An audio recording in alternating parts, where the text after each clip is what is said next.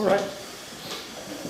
So, welcome everybody to this sort of slightly shifted Hasbro's meetup. We are very lucky to have Joachim Breitner here in Zurich, and he offered to give a talk on why theorem provers, when we have compilers, which could serve as theorem provers apparently. So I'm really curious as to how. Thank you, Joachim. Okay, welcome to this talk. So the talk will be mostly improvised. It was completely improvised a week ago, so I improvised it once before, but still going to be improvised. So this is the only slide you see, and I just created it 2 minutes ago. And the rest will be mostly live coding. It also means that you're most welcome to interrupt me anytime and ask questions. Okay. I usually try to overestimate my audience, and you're welcome to stop me and ask questions, and I'm mostly happy to explain anything left and right that might be unclear, because that's maybe more interesting actually than the topic, is the things you will learn on the side. The whole project... He's playing. He likes to play. Okay, so that's good. The whole project is a little experiment. It's not a finished thing, it's more like a thought experiment. What could we do? That arose... Could you make the font bigger? It seems... Is it real? But maybe not on the camera. Yeah, on the camera it's really hard to read. Oh, sorry for... Okay. I'm still struggling with what kind of light scheme. I think far less light here. Do you have a chance to swap the coloring, like a white background? Yeah, that would be great. And the black font. Much Is better. that better? Okay. Okay, now you're in the dark again, but that's probably unavoidable. Unless you can turn off the front 3. So the front 3 are turned off, but these ones No, are super turn bright, them but they on. should be dimmable. No, aren't they? no, we tried it. Oh, we can try with it. No, we can try it. Because now Joachim is in the dark. Is it? A voice from the dark. Okay, That's the wrong one here. Yeah, okay. I'm getting there. I'm starting to understand what's Wow! I guess my promise improvised is going to be... So should we give a bit of front light? But I could just go here and then I'm in the light. I don't see you anymore. No, they go the wrong it's way. perfect. We're good? Okay. Okay. So this is also a result of some yak shading. So in order to... Who knows the term? Who doesn't know the term yak shading? Okay, I see some confused words. I guess basically when you're working on one project and you find something that you need to fix, and therefore you create a new project to fix this, and then you stumble upon a problem, and you create a new project, and at the end you're shading a yak for whatever reason you need a shaved yak. So in my case, the first level of yak shading was creating this library here. It's unpackaged now, it's an applicative functor, and I'll mostly ignore why this is interesting code and what I need it for. But if you look at the actual source code, you will see that, well, I define a data type. It's a rather simple data type, contains a value in a list. I guess I should make this bigger. And then I create instances for this data type of functor, applicative, and monad. Again, don't worry too much about what this is doing and why this might be useful.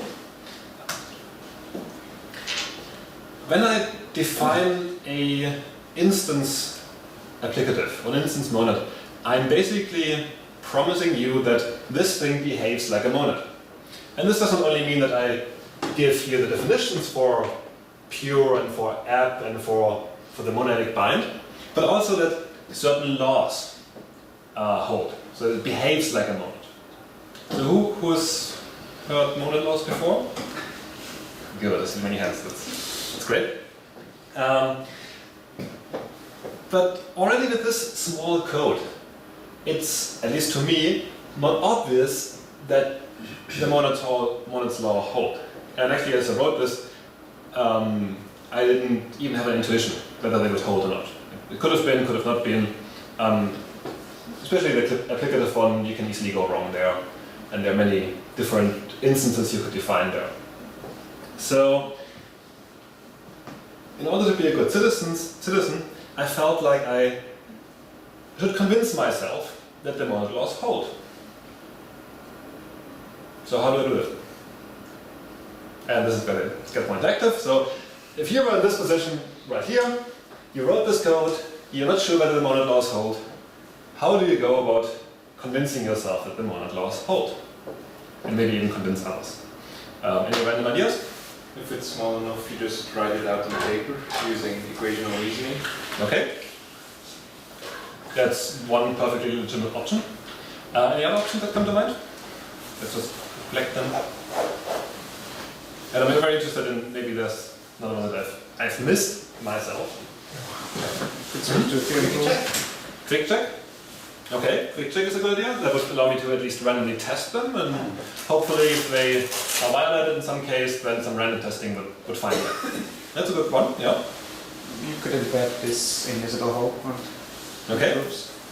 So, Usability Hole, for those who don't know it, is a interactive theorem prover, so it's a program where you can basically write down math, as you would do on a paper, and it will tell you whether it's true or false, your proofs. Well, mostly whether they're true. If they are false, then you have to see if you can, what you can do.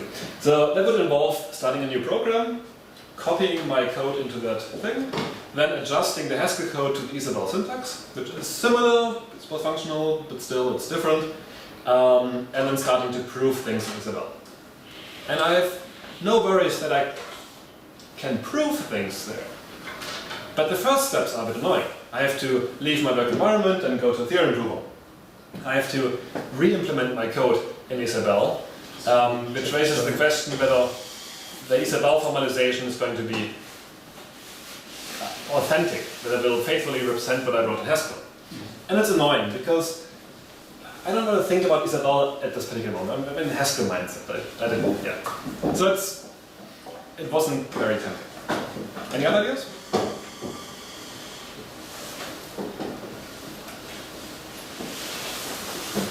So use Idris. Use Idris. The Okay. syntax is closer. I could use Idris or Acta, which are dependently type programming languages that are inspired by Haskell and have similar syntax. So it's less work to copy it there, and maybe it's more likely faithful. But again, it would be a different tool, slightly annoying. So what I did was basically more or less your option, besides I didn't have any paper handy. So what I did is I wrote it just as comments in the source code. So here are the applicative laws.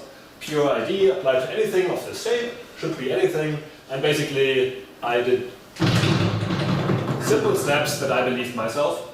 For example, pure ID, I just unfold the definition, then I can unfold the definition of the app operator, and then I see that IDX is X, and map of the empty list is the empty list append something is something, and map ID is the empty list. So these are transformations that I came to in my head, and it's simple for the first one, it's slightly more elaborate for the second applicative law, but with copy and paste and an editor that knows about parentheses, it's okay. So I did this by hand, and I didn't do it to give an example of how not to do it, but I did it seriously. That's my first attempt at how I was doing it, and it works. It's fine, but it's a lot of work. So here's the monad law, and it kind of convinced me. I don't know if you believe this now, just because I wrote it like this. See some doubt in your faces. What does it actually do, this successors monad? Okay, I can make a small detour. Let me go to the documentation. So basically, a value of sucks. It sucks. I guess the name sucks. A value of sucks A represents a value of A and possible next steps it can take. So you can think about a lambda term, where you have multiple radixes you can evaluate, and you model the term together with all its possible one-step radixes.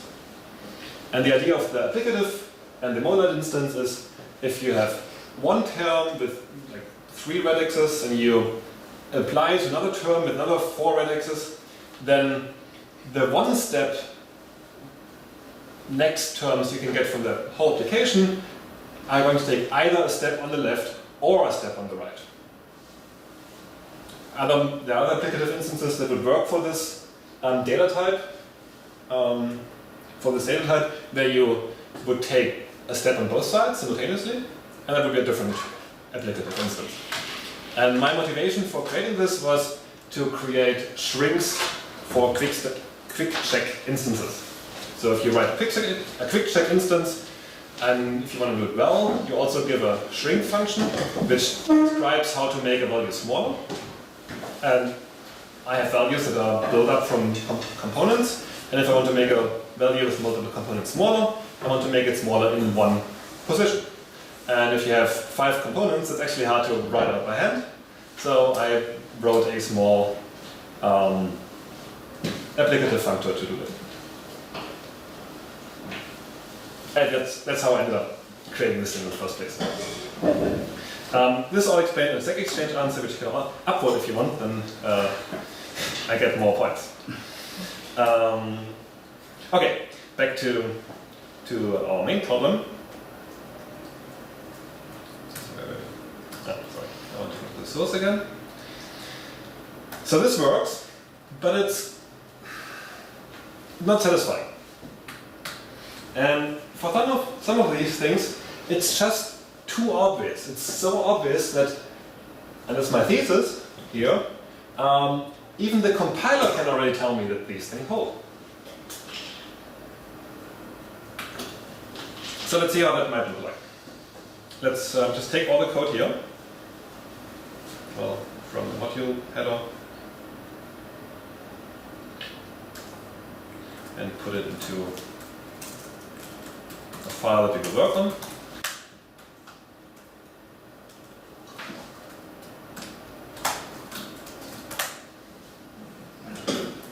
Okay, so this is the module. By the way, all these functions that I give here, which are basically the accessor functions for the current term and the possible next steps, they also have properties which I might want to verify. So one of the properties is that if I run get current on pure x, I get back x. Very basic property, but still I claim it's true, so maybe I want to verify it. And note, if I write this as a function, test1x, You swap the gains, then it's perfectly readable for people on the left side. Yeah, perfect. Okay. So if I compare the function on the left, which is getSucks of pure x, and the one on the right, and maybe give some types just to make sure that types don't cause problems here. I think it's just A to A. Yeah, okay, I guess this is the type. No, get code. That's the one I want to test, the first property. So if I add these two possible expressions as functions to the code, and I compile it using GHC with optimization, and I look at the core, the intermediate language that GHC uses for optimizing the compile, the code, well, I will see. I guess it's a bit too large. Let's try again. Okay, second time doesn't work without force recomp, because otherwise the compiler notices that it doesn't have to do anything. And there's lots of stuff that we will ignore. And let's try to find the interesting Could you thing. do desuppress all? Again? The desuppress all? Should we suppress all? I guess we can suppress all. Okay, so we find test1, which is down here. It turned into the identity function, so it takes x and returns x. The first argument here is a type argument. The intermediate language is typed, so whenever you have a polymorphic function, you will see that types are being lambda abstracted over, so you have lambda a for the type A, and you will see them applied in some cases, but ignore it for now. The interesting bit is actually not that test1 looks like this, but rather that test2 has this form. The compiler turned test2 into test1. And if I look at this equation, test2 equals test1, and I compare that with what I want to prove, that's precisely what I want to prove. I want to know that the function test2 and the function test1 are the same. So the compiler just by virtue of compiling the program as an optimizing compiler, was able to make these two functions the same. And that's all I need. That's the best way of convincing anyone that these two functions in a Haskell code are the same. Because the compiler eventually treats them the same. Provided the compiler is correct. No! That's a nice thing. Even if the compiler is incorrect, it's still the same because it's the compiler's behavior that I care about. It doesn't help me if I have a nice That one proof, is beautiful. a nice proof outside of GHC that these things are equal, and then the compiler has a bug and treats test 2 differently.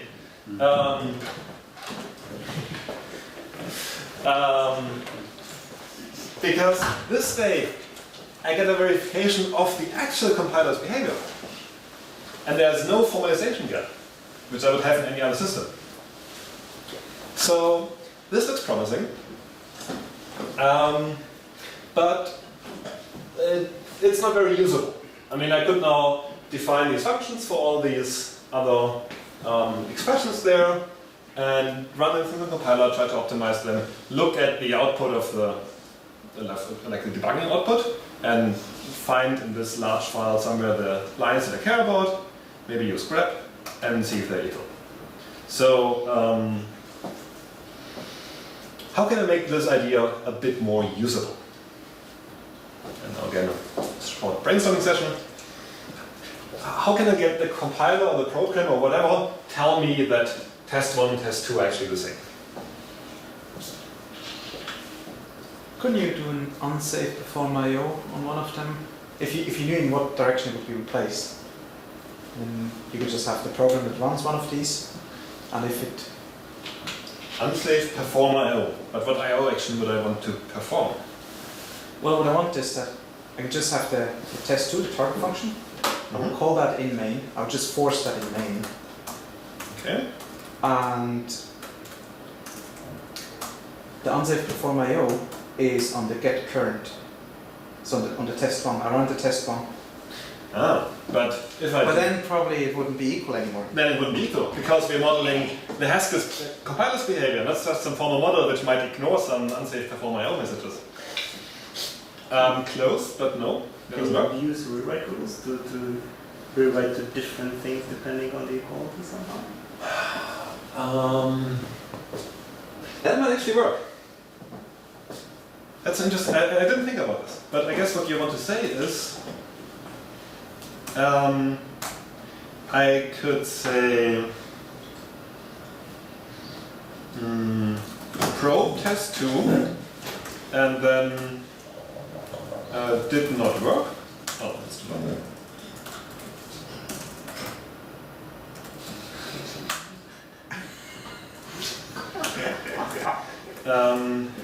And I want to print this.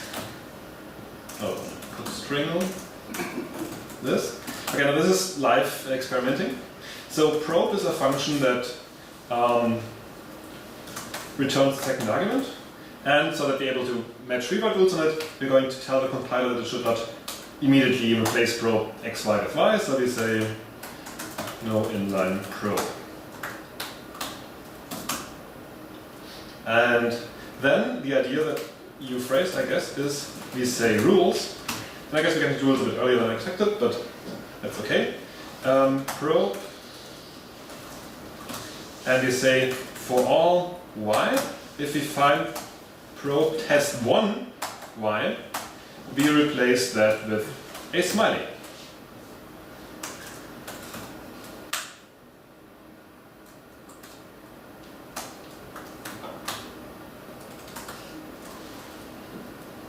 Okay. And I run this, so I have a main function now, so I should remove the module header. I compile it, I run it, and we have running. Okay? That did not quite work. Let's try the other way, just to make sure that... Well, test 1 and 2 probably we will get in line very, very quickly. So the rule will not fire because this one and test 2 is going to get in line. Yeah, but if you don't inline, then I guess we it might not be. Problem, right? You basically want to inline because you want to reduce and basically get the optimizer to prove your stuff, but you don't want to inline too much because you want the smiling face. Yeah. So That might work. let's just experiment for one moment before we go back to. Can you do a third window to the left of your left window? Oh, I can. Oh, we can. I haven't done this for a while. That window. I guess I could just do this and keep them above each other. That looks good. Okay, I guess this approach is a good idea, but it doesn't seem to work immediately, and I don't want to bore you with figuring out how it works. But it's a nice idea. Any other ideas? You've had plenty of time. Okay. I like when you started unsafe. So let's try using some other unsafe features of Haskell. And here's a way of testing it. So I return both x and this value. Let's call it just a test. Or actually, let's call it get current prop1 for first proposition. And let's return a tuple. And just to make things a bit more looking more nicely, let's create this tuple with a nice syntax. So instead of tuple, I say triple equals, actually I don't need these. So I have now a proposition, which is A plus the tuple of tuples. So this takes any A and returns a proposition involving A's. And now we can test that this proposition holds in some way using some unsafe features.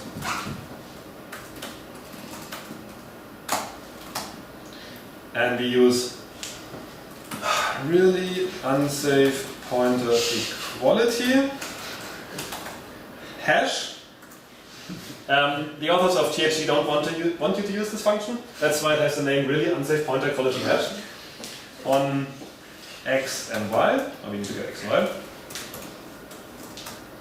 And because it's so unsafe, it returns an int hash. So we have to actually use isTrue hash of this thing. And we can get true, and we can say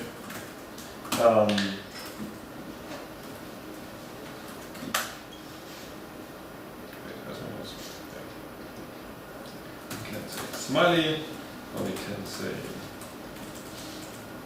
Ronnie. I think this doesn't quite. Put one false there. Oh, yeah.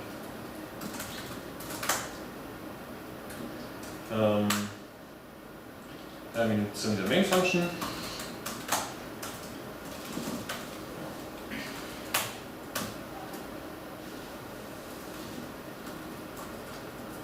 Okay. Now, of course, we need to import these things because for some reason they're not part of the prelude. So, we always have to reach to GHCX, which is a module that you're probably supposed to look at, unless you're doing very low-level stuff. So we import these. And this still doesn't work because this is not a legal identifier. Because to protect yourself from using these things, they have a name that's not a valid name. Unless we say magic hash as a language extension, which just turns the hash into a valid symbol in a name. And then I got the name wrong. Doesn't THC recommend what I should use? Okay, let me just quickly peek. Right here. Oh wait, that's only temporary, so I don't have an example.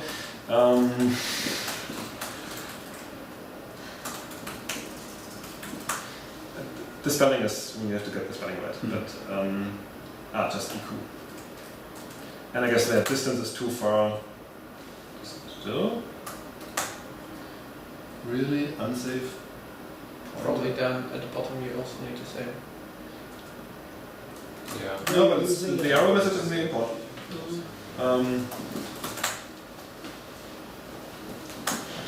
GC unsafe. No, it's one of these two. Yeah.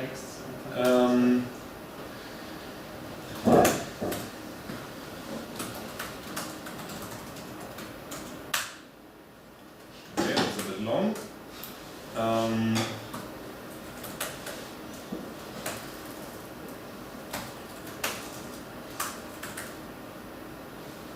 Okay. TR. So they make the name really hard to get right, but this will not stop us. We will succeed. And finally, Multiply to something. okay, it doesn't quite work. We don't have a concrete x to work with, but we can actually make this equality between two functions. So we just eta expand these things. Then we don't need an argument here. This is just a proposition.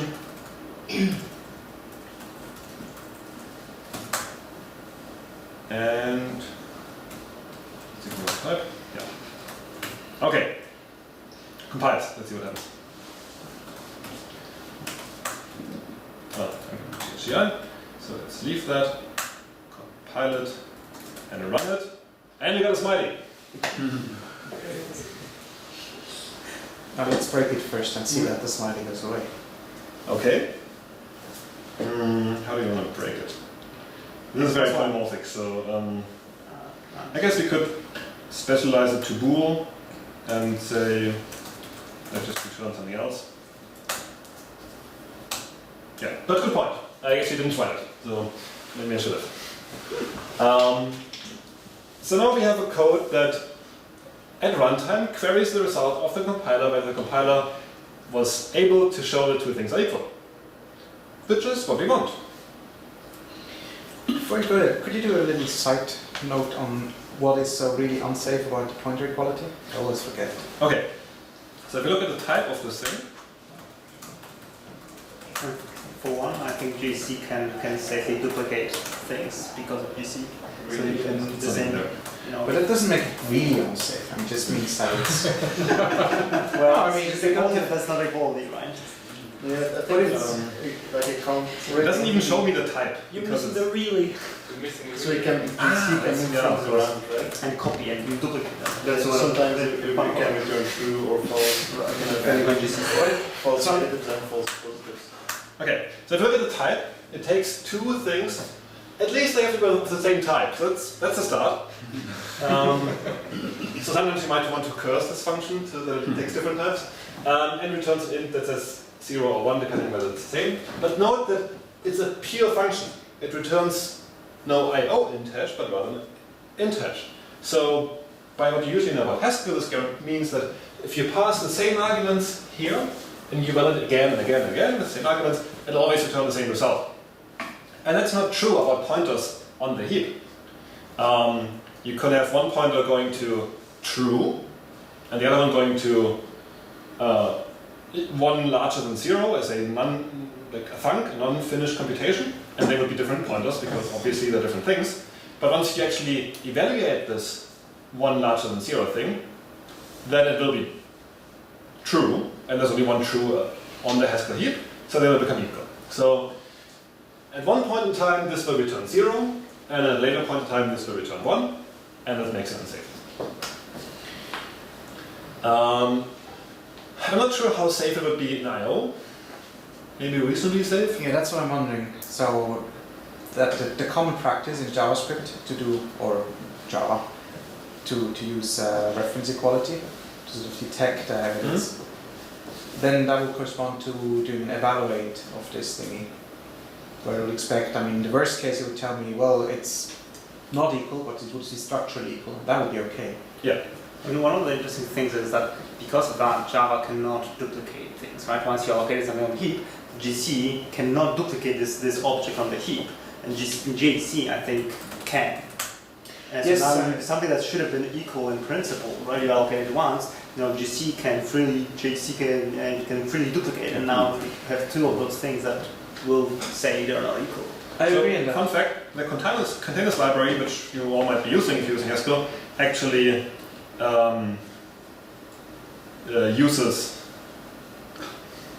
is true unsafe codes, really unsafe pointer equality to get equality, and they're doing things there. So if you know what you're doing, it's okay. Right, if it's returned true, right, then you mostly, I guess, fine, because I guess if you get immediately the answer and GC didn't run in the meantime, then you can make the right kind of, you're fine. Well, if it's true, I think it's going to stay true. As far as what I know about until it. the next GC, right? Because GC can move things around, I guess. But then we'll move both things to the same, like, we'll still keep the pointer the same. Probably. Maybe. Probably. But yeah, it's tricky. So maybe we don't like this actually too much. So there seems to be some doubt about unsafe features, so... Okay. But actually the main problem why this is just an intermediate thought is, well, let's try to do the next equality, which is this one. It's a bit more complicated. It involves 2 arguments, f and x, and tests whether the app function does what it's supposed to be doing. And we can test it.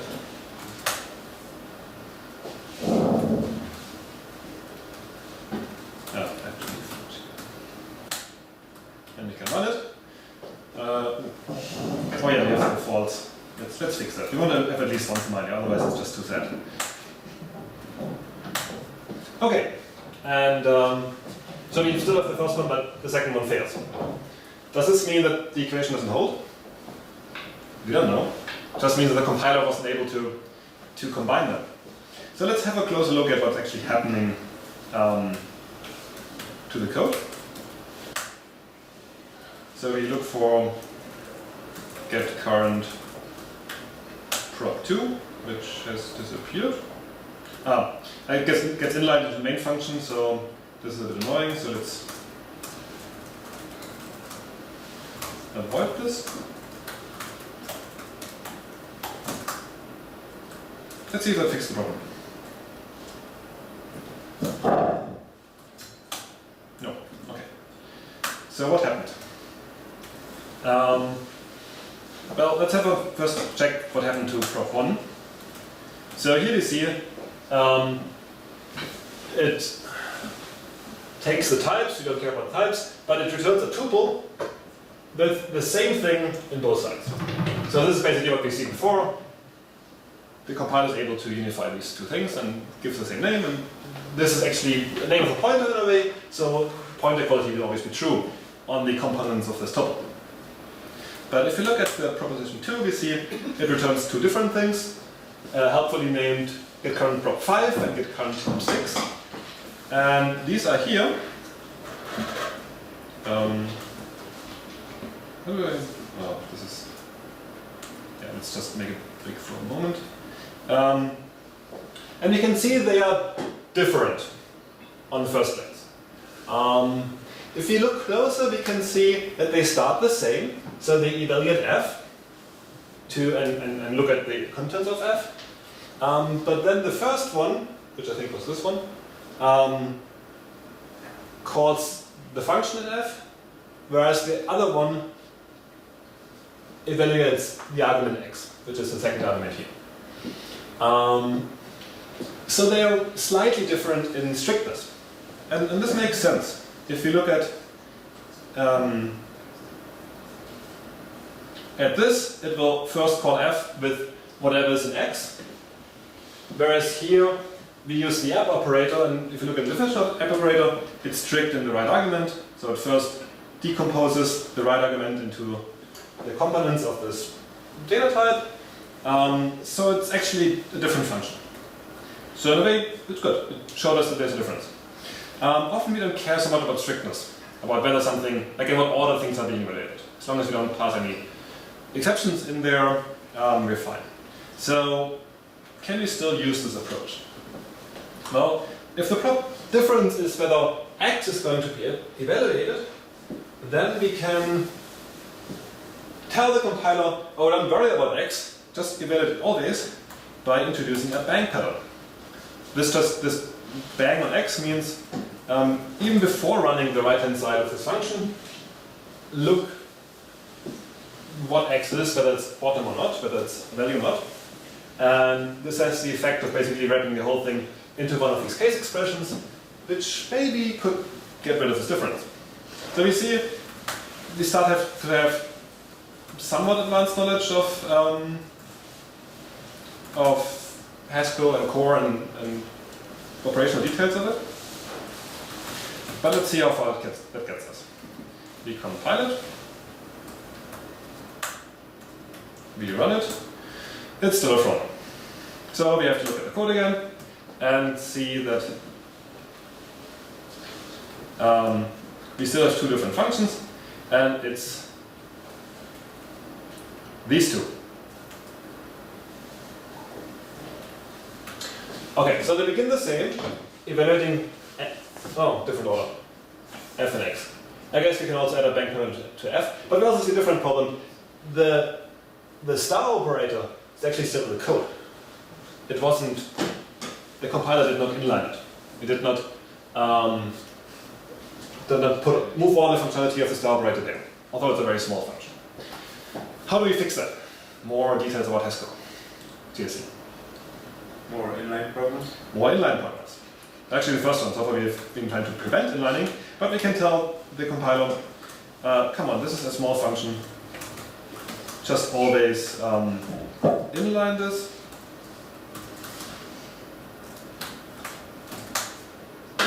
So second try.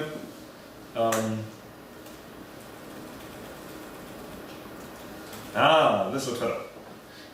These two functions, and you can see it, I guess, better from the back row, they are the same. So why are the same there? Well, I guess we have to learn that GHC will not always reliably common up two expressions that are the same. Because they might be too large or something. I actually didn't check why this doesn't happen. There is a CSC class that really looks at the binding, the total bindings for sure. There is. I mean, that's what happened to the other one. That's happened here for the simpler one. I don't know if it has like a size limit, maybe. I didn't quite look into why this is not working here, but again, we're at a point where the current approach is not going to work. But we're so close. It is already the same term.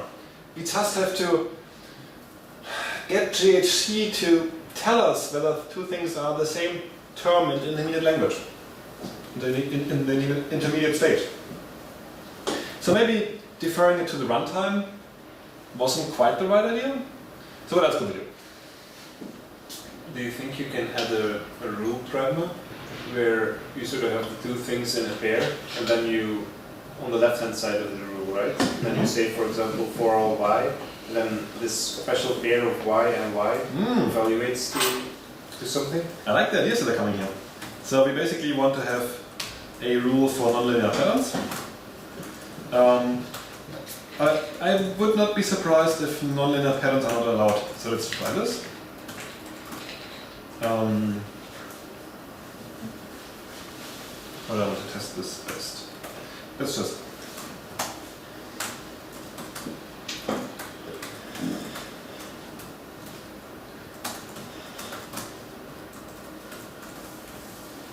So you want something roughly of this form. Yeah. And let's see if the compiler likes this. Oh, interesting. It doesn't actually complain. I guess I'll try that later. I don't want to bore you now with trying that, because the idea is good. Intuitively, I would expect that the rule matcher is even less powerful than CSE. But it's like knowledge that you probably don't have. So just take my word for that. I might give it a shot. But I guess all of these tricks, in the end, the compiler was made for compiling. It's not made to prove things equal. So maybe we should change the compiler. So who here has GHC commit access? Okay. So I guess it would work for me. Not a good story for you. So Oh, you do have plugins. plugins, perfect. Plugins means we can actually change the compiler without having to change the compiler. So what is a plugin? Or basically, maybe one step back. What does a compiler do when it compiles a program? It takes the Haskell code, it type checks it, then it produces the intermediate language that we've seen with all the explicit type applications and type lambdas, and it's a smaller language. Then it does a bunch of optimization passes, including the one that made this one work by commenting up these two functions, and lots of other things. And in the end, it generates code. You don't care about code generation because you want to know whether at this intermediate stage, where does the optimization, whether it's at one point the same code. And a compiler plugin is just a module you can write yourself. GHC will load it and will insert it into this pipeline. So all you have to write is a function from core module to core module. Actually, let me show where you find information on that. So if you go to your local Haskell library index, then you can go to the GHC API, which is a bit hidden. And now you have access to all the internal functions of GHC.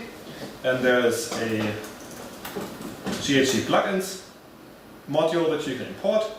And if you trace it down, it tells you that a plugin consists of a function called install core to-dos, where you can take this pipeline, so this list, core to-do, is the sequence of steps that GHC does, and you can just modify it in your plugin, usually to insert your own plugin there, but you can also reorder things or kick optimizations out if you don't like them.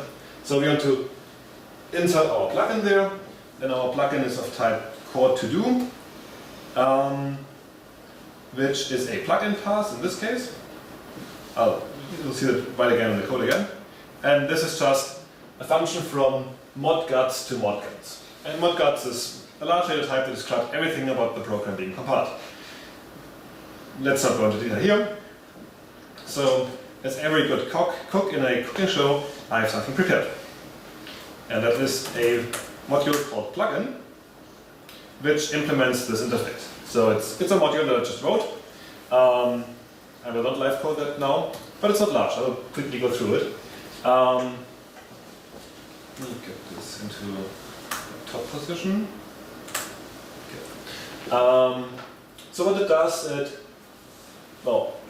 first we install it, and here we pattern match on the existing core pipeline, which starts with an initial simplification phase, and we want to use that for technical reasons. The code is basically in a mess before the simplifier goes through it once, and unusable for all purposes.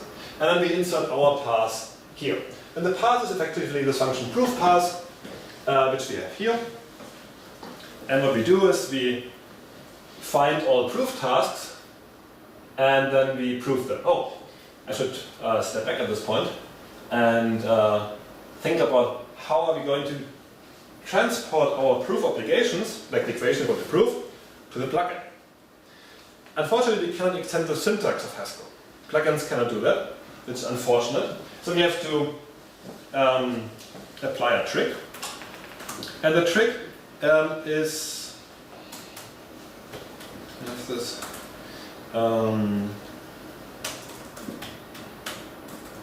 just show you the plugin, the file that I'm using here. Is this module. That's the complete module. It's called GHC proof. It exports a function called proof, A to unit, and is marked as no inline. And we also have an alternative which is 3 equal signs. So if you import this into our code, It's marked as inline, isn't it? as good point. Why is it marked inline?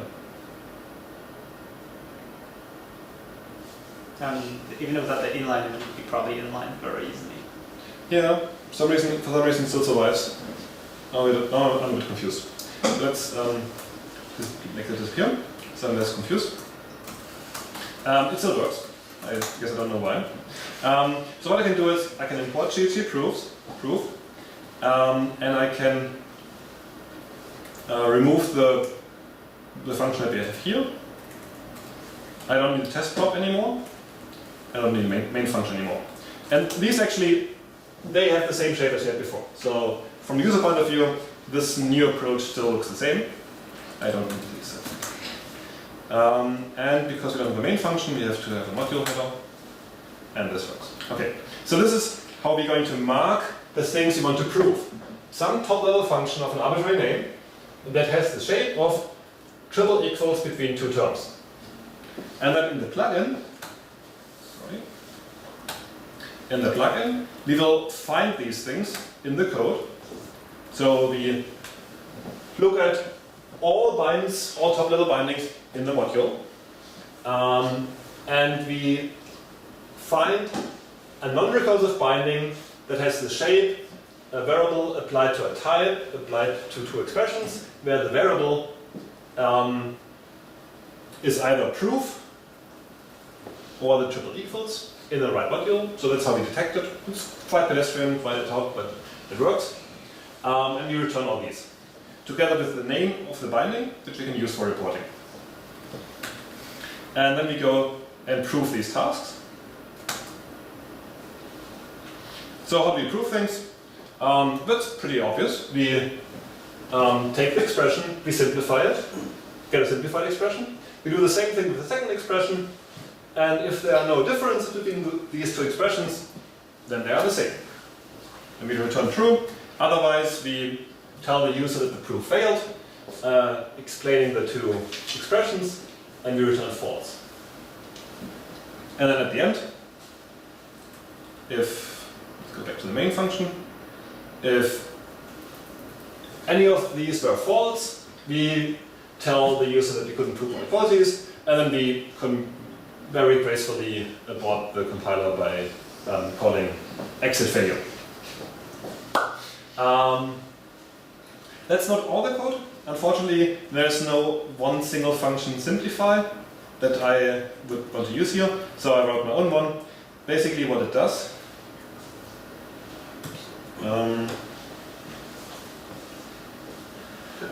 it takes the expression that we want to simplify, it sets up the environment for the simplifier, which is the part of the compiler that does all the transformations, and we just run it a few times.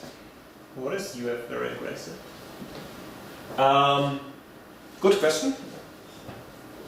UF very aggressive is a flag that magically appeared in GHG a few weeks ago. And you mentioned you have contact. Which is not exposed to the command line, but available to plugins, which will make the inliner be very aggressive. So it will not care about code size anymore. Because as we prove things, we don't care about code load. We care about things getting in the same shape.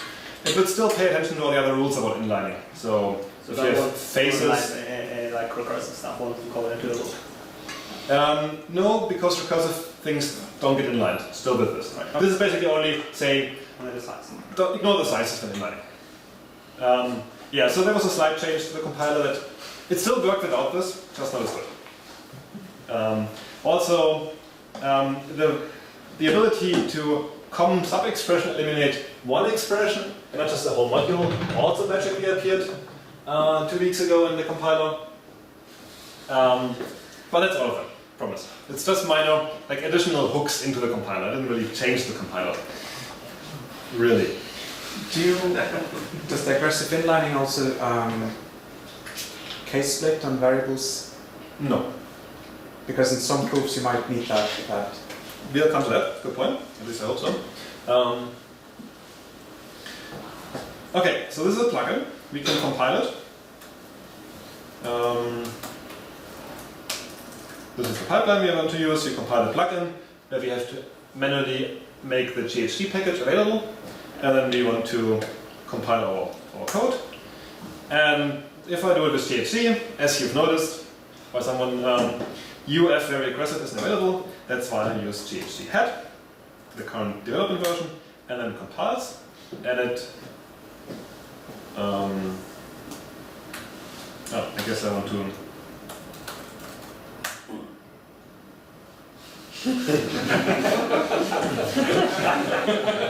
Okay, no method is bad because the plugin should say something. So what's wrong?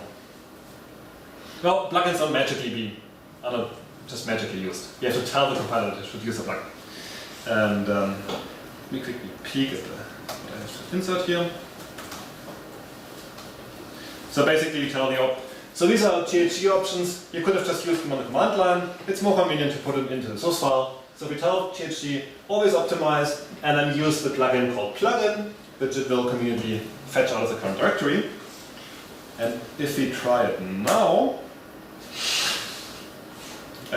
and save before we do that. Ah, there you go. So the plugin runs. It proved the property, it proved the other property.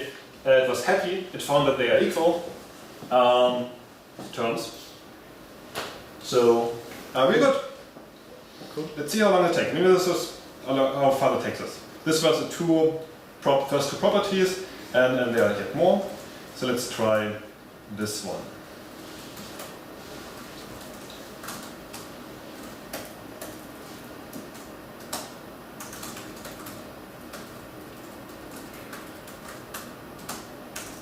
This is what it does with the monad.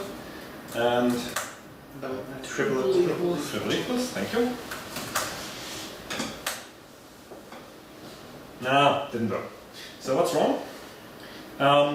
Here we get a comparison between these two expressions, and we see again there's some different order of how things are being cased. So this one first evaluates x, and maybe evaluates k later.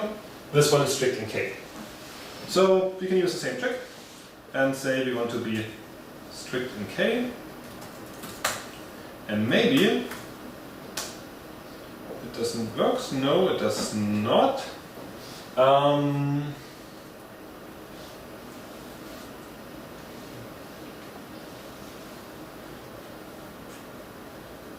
this is confusing. I guess you want to build x first. So there's some trial error involved. Or do you just bang it all? Just bang. Why did they put bangs on all of this? I guess I could. Yeah. You could also do it in the plugin, I suppose, where you would change the semantics of the code a bit. I guess I could. Yeah, it would be like a strict all. Yeah. Fine. Or maybe use that. So just make everything strict. But maybe that's too much. Maybe I want to. Maybe it's also insightful. It tells me that likely there's a difference in strictness properties. So it has an advantage of doing this thing. So in the interest of time, I will type less and copy more. So let's see how we do with the get sucks properties. So basically I just copied them from here, and again I had to add a bang here, but no bang here. And if we run this, we have suddenly doubled our proving power, or at least our proving coverage.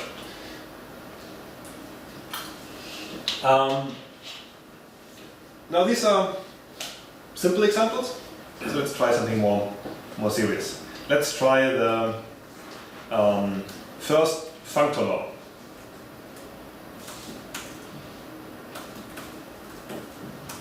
So who knows what's the first functor law is?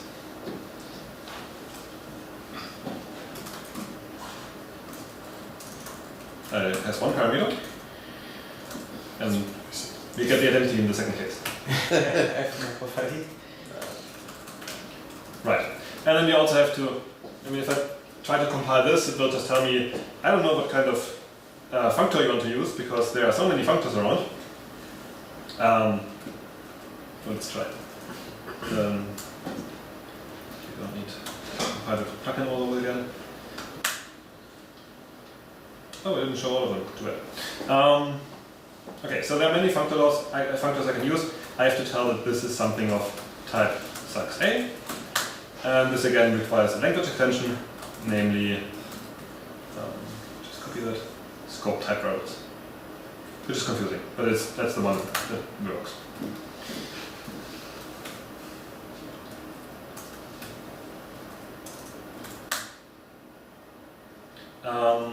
Okay, now this doesn't go through. And why not? So on the right hand side we get the identity function that we wanted. On the left hand side we have something very strange.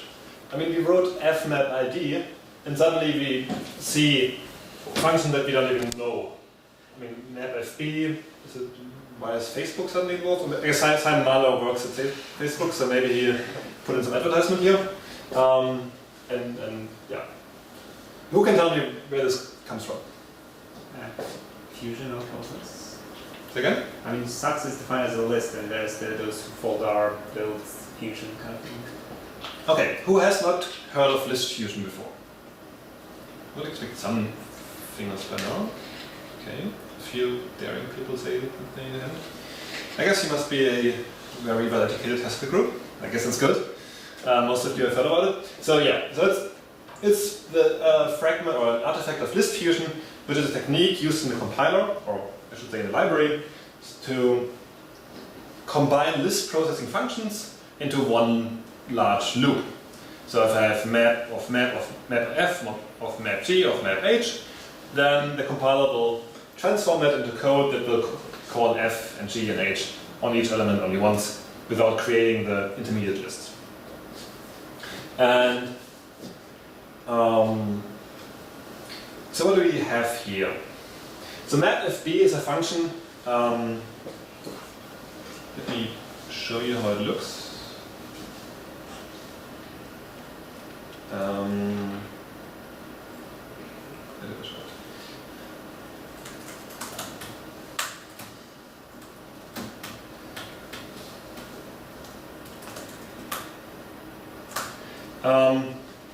Which is basically doing, so map_fb takes two parameters. The first one is the list constructor to be used, and it can be abstract, but if you look at our code, you actually see that it's using the cons that we know. And then what it does, it applies the constructor, and also applying the f to the first argument. So if f is id, as it was in our case, then map_fb c is just c. So it's a bit annoying that this is around here, because we know that this whole expression could actually be much simpler. It could just be the list constructor. At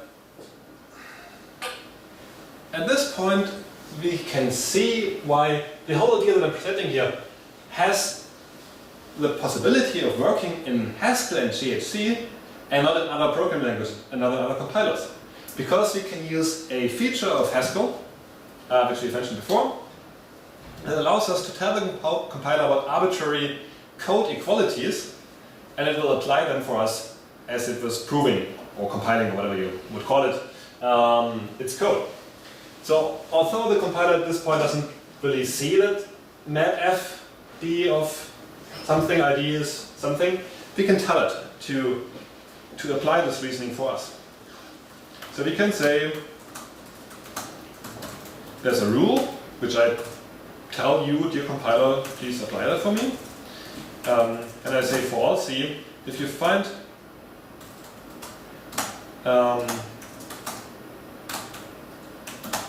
map_fb c applied to id, then just replace this with id. And if I add this rule here, I have to import this.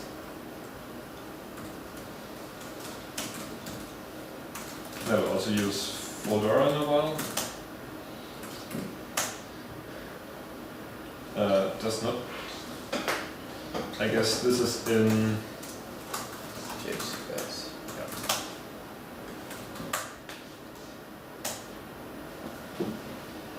Yeah. Okay. It's better. So this disappeared. So it applied this rule. So just as with a proper theorem prover, we can say, dear theorem prover, in this expression, replace this with that. We have a way, some way, not a very good way, but it's a suitable way of telling the Haskell compiler, apply this equation at this point. Well, all points, I guess. But it's good enough to make the simplification. And now we have the next step. And this feels almost like proving something in the theorem prover. Using axiom after axiom? Yes. So the next problem that we see is we have folder applied to const, applied to nil. And if you know what folder does, you will see that this is actually going to be the identity that will just return the list as. So as is the second parameter here, so the list. So it's another equation we can tell GHC.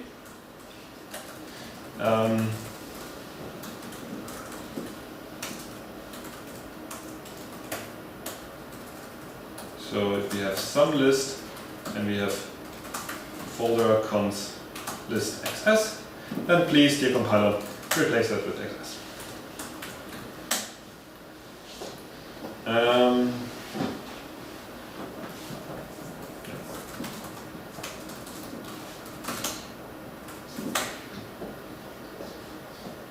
There we go. Next proof done. So you would have to compile this separately from like your main program, right? Because if you include these rules, this would have like very bad performance impact on your application. In general, yes. And in this case, you would just have a separate module called proofs. It imports your stuff, and you can go wild there. In this case, actually, these rules are perfectly fine. I've added that to the library yesterday, so this is now in the standard library. I'm not quite sure why this one is needed, because this rule is in the standard library. There's something wrong with my plugin setup, so that rules are not always applied when they're already there. So it's a bug in the GHG or in the way I use the plugin. So this actually should not be required at this point. I still need to fix it. Could you use your property stuff to actually prove the rules that you have used and then use them in subsequent proofs? I mean, there are two problems with that. I mean, obviously, yes, I want to do this. The first thing is the rules apply to the whole file, so not just what's after. So I have to have separate modules, one where I prove the rule and one where I define it. That's possible. The other problem is that if this doesn't work in the proof done here, why should it be provable as a thing on its own? So in the proof that I made here, there was the term f map and map fb cid, and it did not get simplified. The compiler didn't do anything with it. So if I try to do the same proof, even with just this expression, in some other context, it still wouldn't do anything else with it. Was there a no inline from MapFB? There's a no inline on MapFB, and you're on the right track. So what it says, inline is only in phase 0. And if you remember the plugin that I wrote, it ran, there were numbers there, you might have spotted it. It runs phase 2 and phase 1 and phase 1 again. So these are phases of this list fusion thing. And to do what you want, I would have to have control over what simplifications I actually do in my plugin in each proof that I prove. Which is reasonable, it's not implemented right now, but could be done and would have to be done. And then I could do some of these things. I don't think I will be able to prove all the rules that I might build on, but this one I could. Yeah, for the second one, I would expect that you have to do a proof by induction. So, yeah. Do you think you have a chance? Is there anything that you can exploit in GHC that would sort of resemble a proof by induction? Berkeley-Wrapper transformation, or I don't know.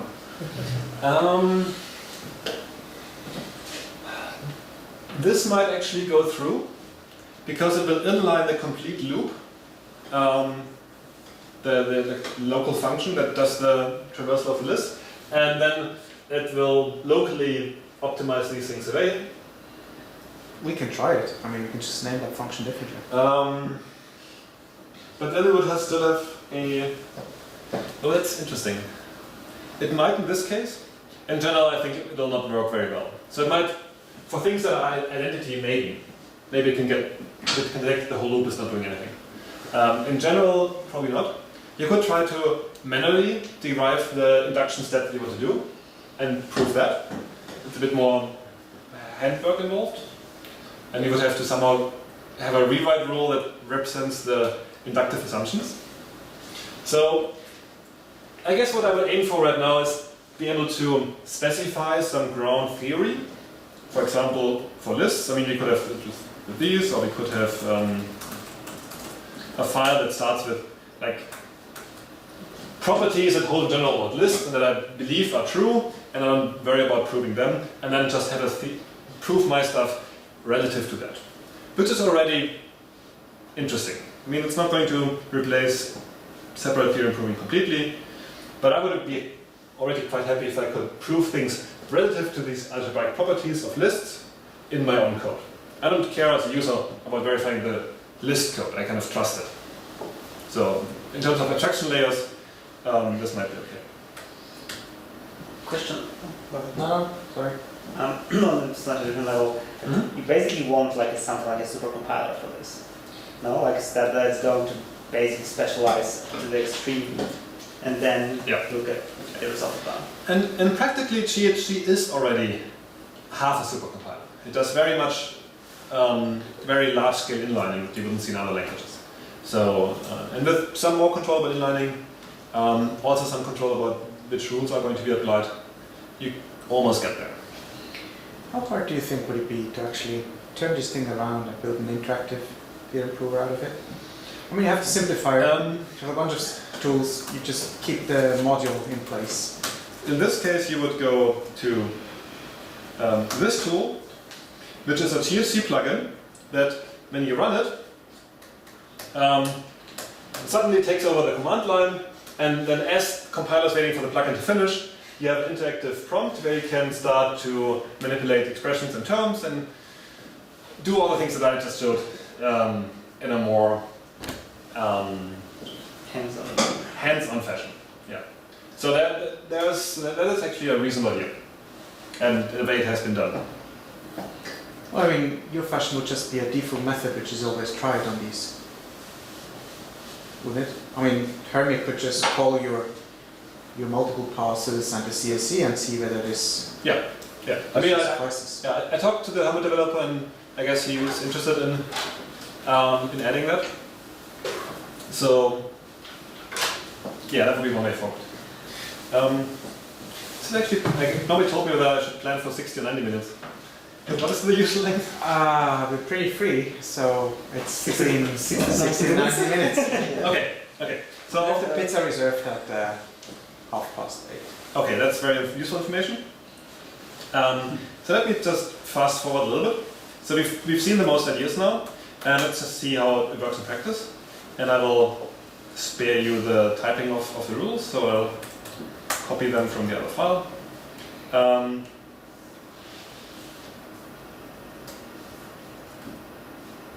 So for the next functor, similar to having to define the mapfb for identity rule, it turns out that currently it didn't quite manage to optimize mapf applied to mapg array.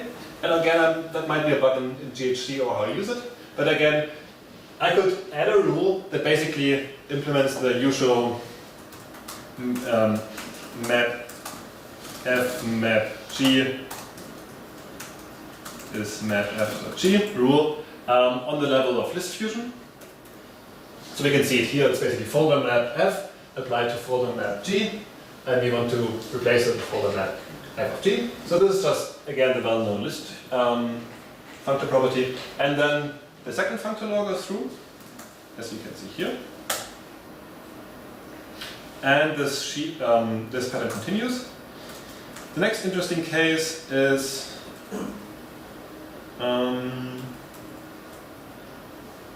let's just copy these. This is going to be following the same pattern. We'll be writing the equations. Some of them will go through. Some of them will require another rule about folder and mapfb. The next interesting one is the first monad law, which is hide this for a moment. So the monad law says return A followed by bind.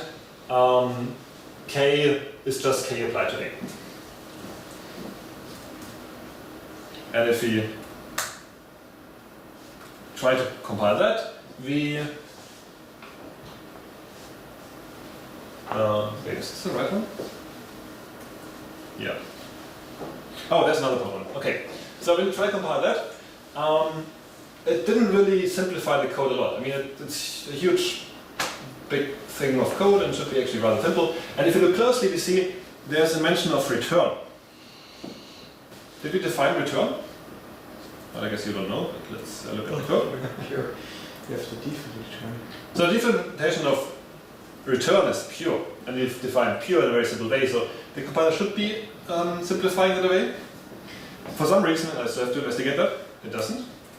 But if I write return equals pure, explicitly, which doesn't really make a difference, but it seems it makes in this case, now the compiler is happy to inline, to replace return with pure down there, and then we can inline pure this as defined there. And we get a much more simpler left-hand side. It sounds a bit of like a part of mine. Yeah, that's a bug. I still have to fix that. Okay. That doesn't have time. So I guess the best outcome of this work will be lots of bugs in THC fixed, and nobody will use this, which is fine. So why didn't it work still? So we see that the left-hand side will use the Sachs constructor, and only if you look at the arguments, it will actually start applying k to the argument, whereas the right-hand side just applies k to the argument. So again, it's a strictness issue, but this time it's not a strictness issue of just an argument, but rather whether k will ever be applied to a. And we can work around even these things by saying, well, on the left-hand side, just apply k to a, ignore the result, and then use the value of the right-hand side. And this will convince THC that it can evaluate k of a immediately and outside the right-hand side expression, or the other expression, and now it will go through. So again, strictness is something we have to play with, and we can still get it to work. Yeah? So, I mean, I thought I once noticed that GHC actually applies monad laws even though they don't hold. Not to my knowledge. Okay. I mean, the do notation desugaring in a way uses monad laws. Or maybe it was there. And if you use applicative do, then it relies on the equivalence of the monad and the applicative instance. Right, so in what sense can you use GHC to prove the monad laws if some of the pre-processing desugaring uses the monad laws? I guess I could. I mean, the applicative is using that, right? But the desugaring isn't actually using anything. Isn't it mostly like syntactic? It happens very much earlier in the pipeline, but we can still try it. So if we say, so we want to say if we bind the outcome of k1 to x, and then apply that to x, then according to one of the desugaring rules that we learned in school at some point, this is the same thing as k1 bind k2. Right? You're missing a semicolon. Oh, yeah. Or an equal, and an equal sign on it. Yeah. After the bind. Okay. And there, okay. So let's see if that gets proved. I haven't tried that. It doesn't get proved because it's not valid code. Maybe a few types. Ah no, we have to fix the monad instance. Because it doesn't escape. No, I mean you can't prove that generally. Well, you could. Oh, I mean, this is sugar. Okay. But it still wants to know for other reasons which monad we're going to be using. Is there a way of fixing this? Tricky. You could take in monad in scope and not use it and use explicit for all quantifiers. Maybe.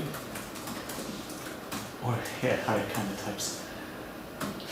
Okay, let's see if this works. We take a higher kind, an arbitrary m, which is a monad, and we want to say ma. So this thing is a function of type m of a to function of type a to m of b to m of b. I guess I should wrap this line. And let's see if we can get this to fly.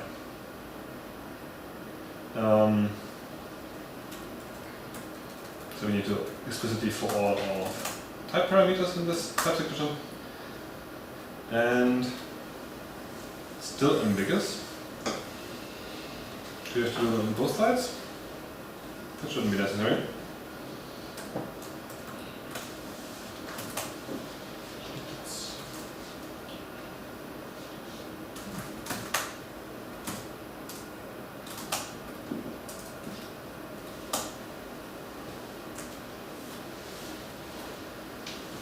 That doesn't seem to work.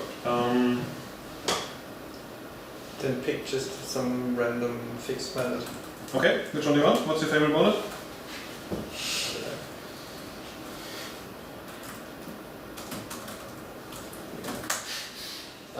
A2. Okay, Okay. it's a function. Yeah. Then let's add this to the other one. I think you undid the equal sign after the last line too. Couldn't prove the equality.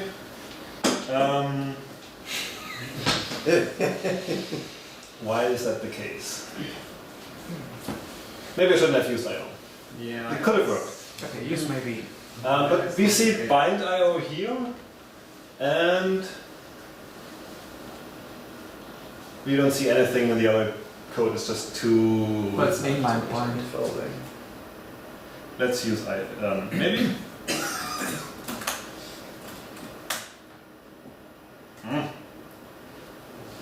Yeah, it didn't inline the bind. Because it cannot, because it's eta, not eta expanded. I guess it got eta reduced at one point, and then it failed to do something. So maybe I think we can control eta reduction.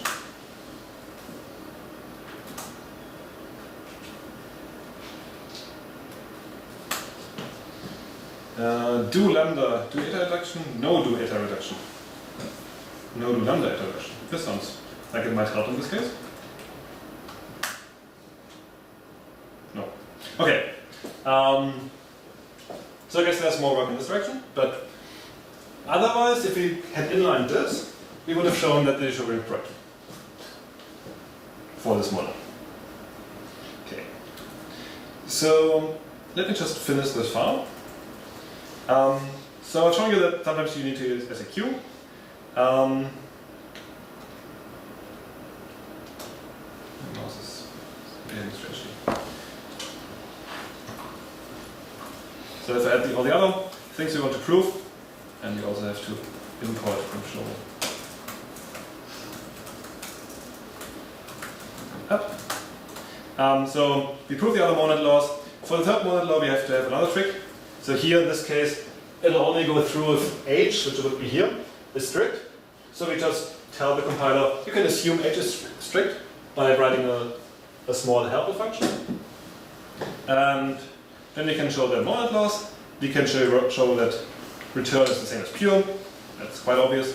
And also that if you derive the star operator from the monad instance, you get the same as the star operator that we've defined. And again, we have some, this is modulo some strictness property here. And if we run on that, just to finish the demo, it doesn't work. I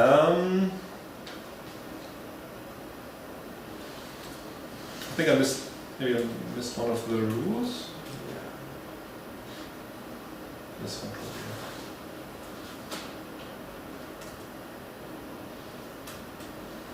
No, I have that. That's strange. Okay, so I guess something changed within the last. You don't have. Oh yeah, you do have to map out plus. Yeah, so there's something going on with the rules that they don't get applied the way I want them. And we've seen this before. We've had to add a rule that is already in the library. So there's still a bug. It worked a week ago, so it's a bit fragile. So it's unfortunately not as impressive as I thought, as I would want it to be at the end, because well, last week I could run this through and everything would be green. Isn't that warning just what is the problem? I mean, this. No, this is a different rule, I think. Oh, yes, you are. I did the rule differently the last time. That's what you get from deviating from what you did before. I want this to also match if there's a lambda XX. So previously you were only mentioning an explicit ID, but if for some reason there's a lambda XX, then it would match. So we're going to say lambda XX, and maybe now we've proved the whole thing. Cool.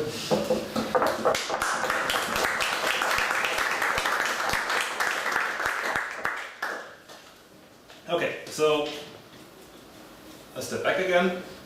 Obviously this is an experiment, and you've seen many steps that I've taken that you don't want arbitrary developers to have to take at this point. But I think it also shows what we can do here, because in the end I was able to prove everything in this module, and I didn't make up this example to show my this approach, but rather I came with an approach to solve the example.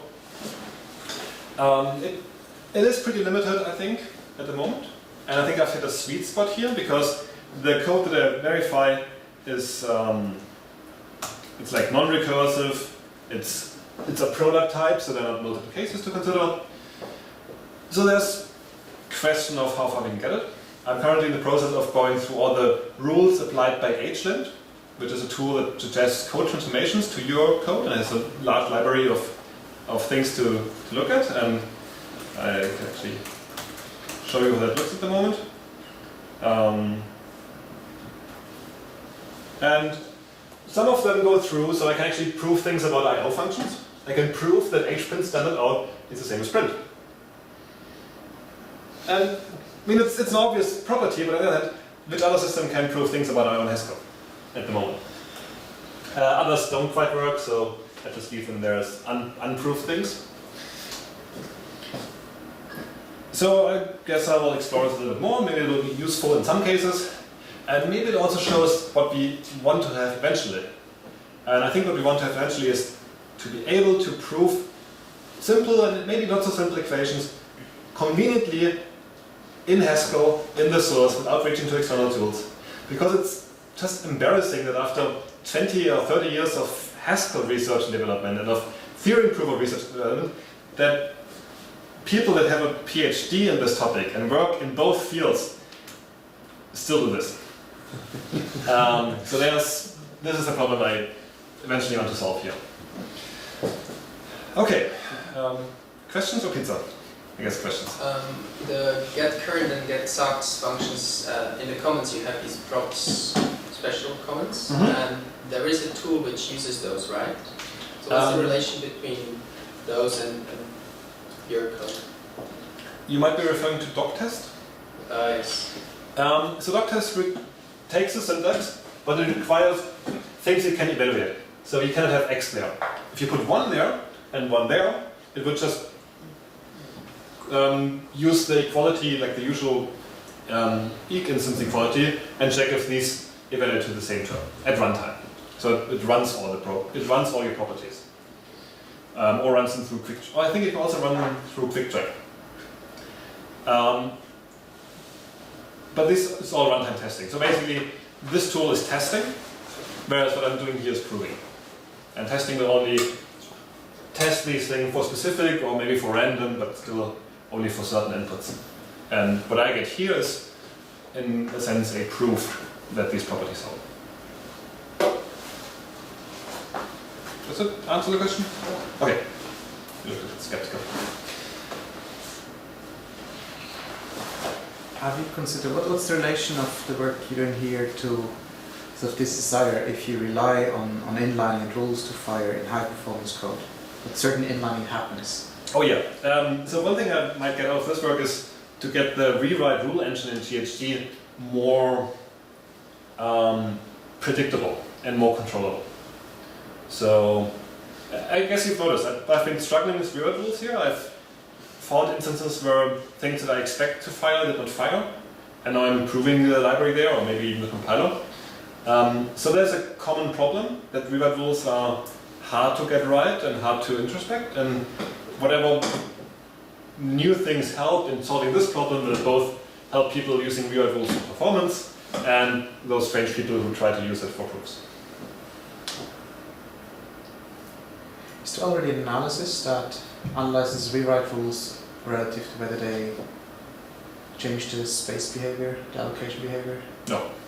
No. I mean, there's not even an analysis that checks whether rewrite rules change the semantics of the program, like the meaning. I can have a rewrite rule that says true equals false, and the compiler will happily turn every true it finds into false. Might be interesting what comes out. You often want rewrite rules that change the allocation behavior, right? Like stream fusion is a rewrite rule which basically removes allocation. Yeah, we want it to only remove and not increase, or sort of, at least, such could say, okay, this is a safe rewrite rule, this should only shrink to term. And similarly, like each rewrite rule should sort of give rise to proof obligation that your system would just automatically try to prove. Well, my system here cannot really talk about allocation. But you could do that in a theorem prover using appropriate semantics, but it's not hard. And Sorry, I did a jump in topic. I mean, I jumped from allocation behavior to, actually, whenever somebody writes a rule, it would be nice if this was just picked up, the equality, the semantic equality, as a proof obligation for your system to discharge. Or some SMT solver. Yeah, so if this thing kind of seems to be useful and would be integrated into GHE, then it might be feasible or imaginable that you have a rewrite rule, you indicate to the compiler that you expect this rule to be provable by the compiler, and then you say this is a safe rule and the compiler will check it for you using these mechanisms or any other. And you will still have the option of saying unsafe rule, believe me, this thing is going to be true or at least good. So that would be axiomatic versus theorem rules. Yeah. So that would be a next step or an eventual step that we would want. And the Hermit project has experimented in the direction of trying to keep track of which rules were used to prove which rules. So there's some prior art there. I guess the Hermit project is a bit underappreciated. If you want to play around with internals of your code or investigate them, have a look. It looks like a scary beast, but it seems to be a pretty nice scary beast. So I guess I can make some ads for the competition. Cool. Thank you very much.